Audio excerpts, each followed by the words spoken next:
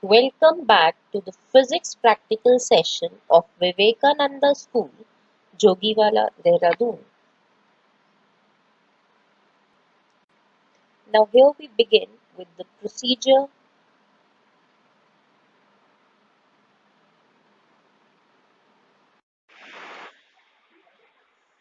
So before we begin with our observation, we need to find the range of the voltmeter.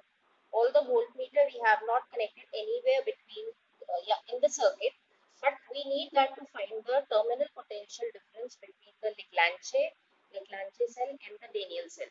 So I have connected another connections also with the voltmeter. Later I will take out before I start taking the readings. So you can see here the range of the voltmeter given to us is 0 to 5. This total range 0 to 5 in volt. 0 to, so I'll write here 0 to 5 volt. And what is the minimum value it can give? It is, what is the minimum value it can give? That would be how much? This is 1 and there are 10 divisions in between. So it is 1 divided by 0.10, that is 0.1. This first reading will be giving us 0.1 volt. So I'll write it here 0.1 volt. The next is your potential drop across the cell E1. Let's say E1 is your Leclanché cell. Leclanché cell. So now what I have done for the same thing, I have taken another connections also. I will take the positive. This is the negative terminal connected again to the zinc rod. I'll take this out when I'll take the readings for the circuit diagram, because we have not attached anywhere the voltmeter. Voltmeter is needed only for this purpose. And this is the positive terminal. So this positive terminal, let's check how much reading this voltmeter is giving. So this is the positive terminal and this is the negative one. So it is giving us 1.5 volt. Right? If we are reading this, this is 1.5 volts. So this is the terminal potential, or we call a potential drop between the two terminals of due to the Leclanché cell. So this was 1.5 volt. And same ways we'll find for the potential drop across the cell E2, which is our Daniell cell. So this zinc rod again acting as a negative terminal and this copper vessel as positive. So positive and negative, and I'll take down this reading, which is coming to be 0.4 volt. So that we will write down. So we will write down 0.4. Now we will check whether our circuit arrangements are right.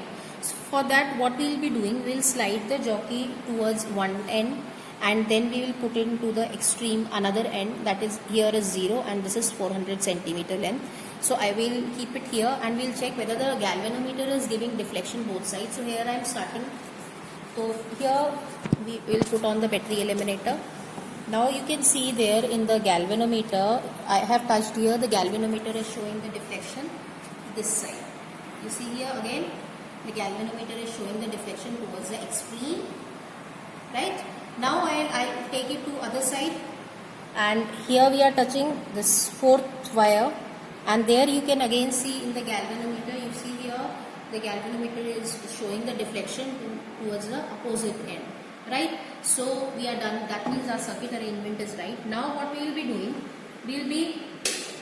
I have inserted a, we have inserted a key here. That means this key is for, okay, that means our Leclanché circuit, Leclanché cell is in the circuit and the Daniell cell is out of circuit for this first case, right? So what we will be doing now, I'll take the, I'll put on this eliminator. Okay, we'll fix the current also. Some value. This is showing 0.1. Let's increase this. So it is showing 0.2 here, 0.2 amperes. 0.2 amperes for now it is showing. Okay, now we will check for the balancing length. So for that, what we'll be doing, I'll check it here. The galvanometer is showing deflection towards the extreme left. Now again I'll check for the same for the first, I'll check for the first 100 centimeter. I'll check here. The galvanometer is again showing deflection this side only. That means there is no balance point here. I'll check for another extreme end, that is 200 centimeter. Now the galvanometer has shown deflection towards the opposite side. That means our balancing length is between 100 and 200 centimeter. 0 to 200 centimeter, anywhere we can get the balancing length. So I'll now slide you can see here, we are sliding the jockey over the potentiometer wire, and the galvanometer has not shown deflection yet. Right? Now I'll slide it to another here, again. But we should definitely get a balancing point here in between. So we have started getting, and here is our balancing length. Right? So for that, what we will be doing, we will take a scale and we will check for the length. So this was 100, this complete was 100, and this is here 34. You check here, this is 34. This is down one, we will be seeing 34. That was first was 100, for first full wire we went. Now we are in the second wire. So this is 34. So the length is 134 centimeter. So that we will write down. See, this is the observation table. There in the book it is given balancing length when Leclanché cell is in the circuit. So here they have taken two observation for the same. The errors are the 2-time observation are taken just to avoid the errors. So one time for us it was coming out to be 130. How much? 134. So we'll write here 134. Again I will check and I'll write the second value here. Then we will take the mean and write for L1. Like this we'll be taking the observation. So I'll take another set. So it was coming out to be 134. You can write it down somewhere. Okay. Then again we will check for the same circuit arrangement. Okay. So our balancing length is again between, okay, we are moving in the second wire here, and the deflection is 0 here. So this length is, we are in the second wire, you can see first wire and this is the second wire, and here it is 1.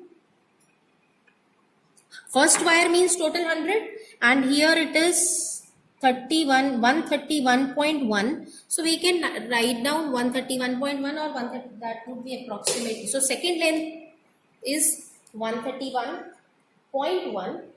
So I'll take the mean of these two, and the mean value. So see, the first reading for us was 134 and the second was 131.1. We'll take the mean of these two, that would give us the L1. Again we will repeat the second observation by increasing the rheostat key value. We'll slide the rheostat, the current would be adjusted, and we'll check for the another value. But now let's finish for the first set of observation. Now what we'll be doing, we'll take out this key, which will, what it will do, it will remove the Leclanché cell from the circuit, and the Daniell cell, I'll put the key here. That means the Daniell cell is in the circuit now. The Daniell is in the circuit. You can see for the Daniell. Okay. The Daniell cell is in the circuit. Now again I'll check whether the galvanometer is showing deflection, both the sides, and I'll check for the balancing length. So I will touch to these extreme ends, and at the same time I'll check the galvanometer also. So towards 0, okay. And if I check for 100, okay, again this side, I'll check for 200. No. Then I'll check for 300.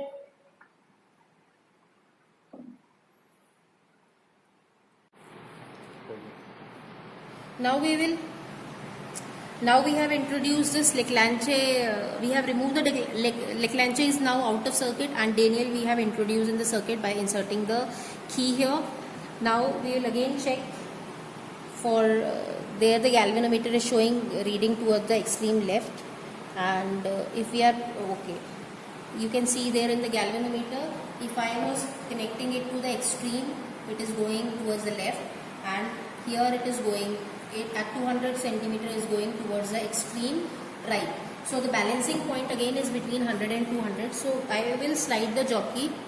We are sliding the jockey to find the balancing length, to find the here it has increased, so that means the balancing point would be somewhere here, right? So it is now 0. The galvanometer is showing null deflection at a length 42. So like this we will find this is 42. So 42 was the balancing length.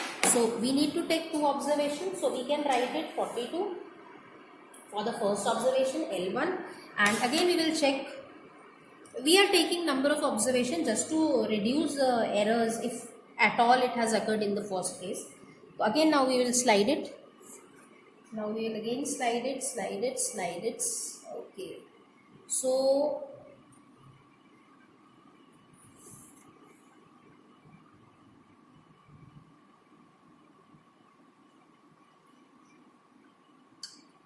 it is now coming out to be at 40.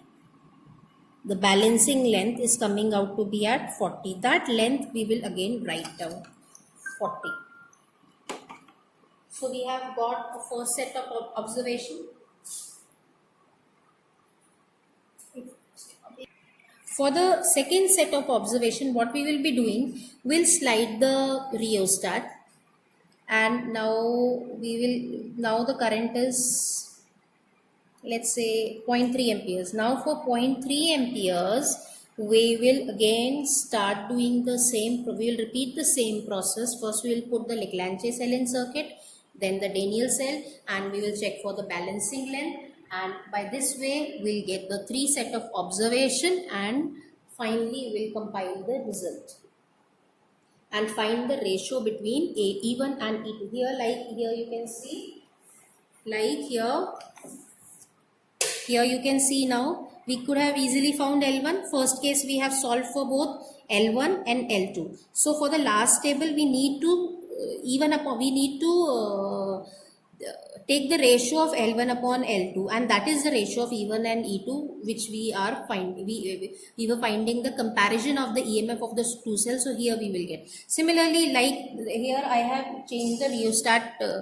I have slided the rheostat, and for 3 amperes of current, for 0.3 amperes of current, we will take down again the balance. We will find the length L1 and L2, and then again we'll take the reading. Same ways here now we will have 3 would be enough, 3 sets of observation, and we'll find the mean of that, and here we would get the result. So this, we are done with our third practical also, which was to compare the EMF of 2 cells using potentiometer.